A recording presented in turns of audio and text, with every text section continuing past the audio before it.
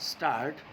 दिल्ली में एक 9 साल की मासूम के साथ बलात्कार की घटना ने देश को फिर विचलित कर दिया है। शमशान में पहले बलात्कार, फिर हत्या और वहीं अंत्येष्टि कर देने की यह घटना अत्यंत भयानक है। फिर वही सवाल उठने लगा है कि यह सब आखिर कब तक। इसी तरह मध्य प्रदेश के विदिशा में एक 12 साल की मासूम की बलात्कार के बाद हत्या कर शव को पेड़ पर टांग देने की घटना सामने आई है। ऐसी घटनाएं क्रूरतम स्वरूप में ही सामने आ रही है। अब यह समाज बच्चियों और महिलाओं के साथ होने वाली इन घटनाओं पर अधिक चर्चा इसलिए भी नहीं करता क्योंकि ये खबरें सामान्य खबरों की तरह आम हो गई है। एक घटना को सुर्खियां मिलने पर विरोध की मुहिम चला दी जाती है और कुछ ही दिनों में सब भूल जाते हैं।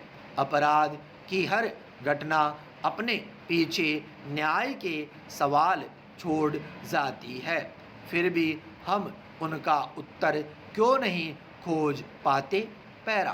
केरल में 17 वर्षीय लड़की का 38 लोगों द्वारा यौन उत्पीड़न का मामला हो या बदायूं हाथरस में घटित घटना, सब उन्हीं प्रश्नों को उभारती है जो 2012 में दिल्ली में निर्भया के साथ हुई दरिंदगी के बाद उठे थे। लगभग 9 साल पहले हुई उस घटना पर जन आक्रोश के बाद गठित जस्टिस JS वर्मा समिति की अनुशंसा पर बलात्कार निरोधक कानून बना था। साथ ही निर्भया कोष की स्थापना की गई। वर्ष 2019 में पोक्सो कानून में संशोधन कर 12 वर्ष से कम उम्र के बच्चों के यौन शोषण पर सजा-ए-मौत का प्रावधान किया गया। ये वे वैधानिक प्रयास थे जिनका लक्ष्य कठोर दंड के भय से अपराध को रोकना और अपराधियों को दंडित करना था। पर प्रश्न है कि क्या पिछले 9 सालों में इन कानूनों ने महिला अपराध को रोकने में सार्थक भूमिका निभाई है। पैरा। यह सवाल इसलिए उठ रहा है कि निर्भया मामले के बाद महिला अपराध के आंकड़े लगातार बढ़े हैं।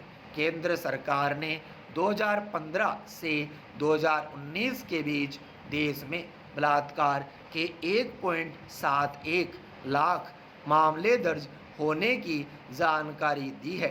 राष्ट्रीय अपराध रिकॉर्ड ब्यूरो के आंकड़ों के अनुसार भारत में वर्ष 2019 में हर दिन बलात्कार के 88 यानी कुल 32,033 मामले दर्ज हुए। विराम। पिछले 10 वर्षों में बलात्कार की घटनाएं 44% बढ़ गई है। 2019 में आधे से अधिक मामले 5 राज्यों राजस्थान, उत्तर प्रदेश, मध्य प्रदेश, महाराष्ट्र और केरल के थे। ये वे मामले हैं जो पुलिस थानों में दर्ज कराए गए। सामाजिक प्रतिष्ठा या अन्य कारणों के डर से जो अपराध रिकॉर्ड में दर्ज नहीं कराए गए वे अलग हैं। मध्य प्रदेश देश का पहला राज्य था जिसने मंदसौर में स्कूली छात्रा के साथ हुए बलात्कार के बाद फांसी की सजा का प्रावधान किया था। मगर आज उसी मध्य प्रदेश में 12 वर्षीय मासूम से बलात्कार और उसकी हत्या के बाद उसका शव पेड़ पर टांग देने की घटना सामने आई है। पैरा। पिछले साल कोरोना महामारी के दौर में भी अपराध के इस घृणित स्वरूप में कोई बदलाव नहीं आया। लगा था कि इस दौर में मानवता पुनर्जीवित हो उठेगी, पर पूर्णबंदी के समय भोपाल में नेत्रहीन महिला के साथ बलात्कार की घटना ने इस भ्रम को तोड़ दिया। उन्हीं दिनों झारखंड के दुमका में बंदी खुलने के बाद गांव लौट रही एक 16 वर्षीय छात्रा से 10 युवकों ने सामूहिक बलात्कार किया। उत्तर प्रदेश के शामली जिले में राशन देने आए दुकानदार ने महिला के साथ घर में घुसकर बलात्कार किया। नोएडा में 8 साल की मासूम बच्ची गंभीर हालत में सलारपुर गांव के पास झुग्गियों में मिली। एक लंबी फहरिस्त है जो बलात्कार की अनवरत घटनाओं को बयान करती और बताती है कि कानून बना देने से अपराध में कमी नहीं आती। पैरा आम धारणा है कि सख्त कानून अपराध को रोकने में प्रभावी भूमिका निभाएंगे। इसी के चलते बलात्कार निरोधक कानून बना और पोक्सो कानून में संशोधन किया गया, पर ऐसे अपराधों में कोई कमी नहीं आई। सवाल है कि कानून में सख्त सजा के प्रावधान, शीघ्र न्याय के लिए त्वरित अदालतों की स्थापना, निर्भया कोष में प्रतिवर्ष धन आवंटन के बाद ही हालात बद से बदतर होते जा रहे हैं। पैरा बलात्कार के मामलों में सजा की दर अब भी मात्र 27.2% है। राष्ट्रीय अपराध रिकॉर्ड ब्यूरो के अनुसार 2008 में बलात्कार के 1,56,327 मामलों में मुकदमों की सुनवाई हुई। इनमें से 17,313 मामलों में सुनवाई पूरी हुई और सिर्फ 4,708 दोषियों को सजा हुई। 11,133 मामलों में आरोपी बरी किए गए, जबकि 1,472 मामलों में आरोपियों को आरोप मुक्त किया गया। किसी मामले में आरोप मुक्त तब किया जाता है जब आरोप तय न हो, वहीं आरोपियों को बरी तब किया जाता है जब मुकदमे की सुनवाई पूरी हो जाती है।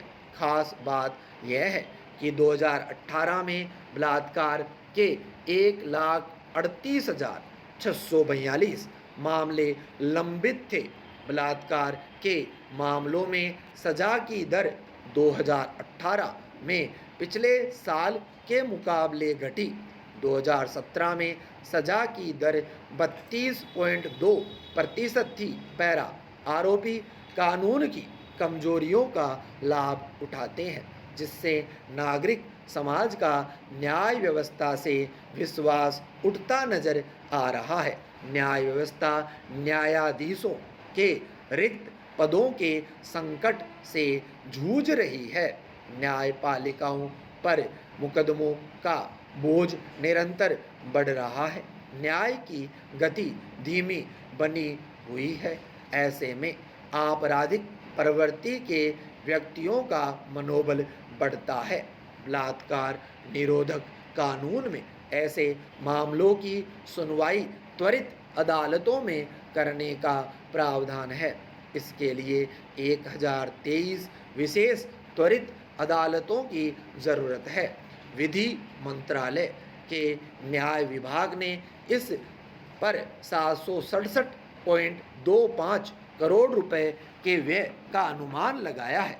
जब तक ये विशेष अदालतें आकार नहीं ले लेती और परिणाम कानून में निहित प्रावधानों के तहत आने शुरू नहीं हो जाते, तब तक इस कानून की सार्थकता सिद्ध नहीं हो सकेगी। पैरा विधि आयोग की एक रिपोर्ट में सिफारिश की गई थी कि प्रति 10 लाख जनसंख्या पर न्यायाधीशों की संख्या तकरीबन 50 होनी चाहिए, यानी पदों की संख्या बढ़ाकर 3 गुना करनी होगी। आबादी के ताज़ा आंकड़ों के हिसाब से देश में 65,000 अधीनस्थ न्यायालयों की आवश्यकता है, लेकिन इस वक्त 15,000 न्यायालय भी नहीं है।